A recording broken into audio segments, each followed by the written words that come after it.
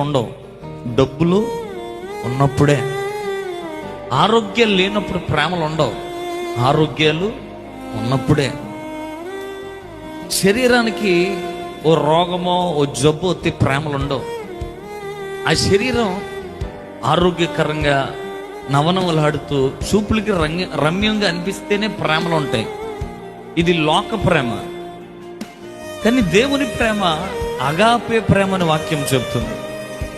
దేవుని ప్రేమ మనల్ని ఎప్పుడు ప్రేమించింది అంటే జబ్బుతో ఉన్నప్పుడే, రోగముతో ఉన్నప్పుడే, బలహీనులుగా ఉన్నప్పుడే, ఏమీ చేయలేని నిస్సహాయమైన పరిస్థితుల్లో ఉన్నప్పుడే దేవుడు మనల్ని ప్రేమించాడు. హల్లెలూయా.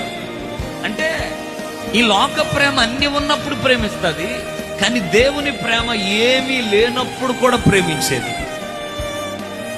మన కన్నీటు పరిస్థితులు ఆయనకు అర్థమవుతాయి. ఎందుకంటే మనసు మూలిగిన మూలుగు మనిషికి వినపడదేమో కానీ దేవుని హృదయానికి అర్థమవుతుంది.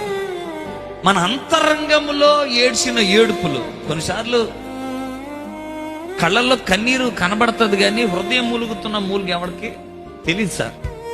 నాలుగు గోళ్ల మధ్య ఏడుతుంటాం, నాలుగు గోళ్ల మధ్య నలిగిపోతుంటాం, ఎవరికి చెప్పుకోలేక, అర్థం కాక, ఎవడు న్యాయం చేయలేడని సంగతులు తెలిసి ఇంకెవడున్నాడు నిరాశ నిస్పృహలు ఆవిరి వల్లే అలాగ పట్టుకుంటున్నప్పుడు మన కన్నులకి కొన్నిసార్లు మనుషులు కూడా కనబడరు. ఎందుకంటే కళ్ళ నిండా నీళ్ళు ఉన్నప్పుడు ఏం కనబడతాయి అని ఒక మాట చెప్తున్నాను.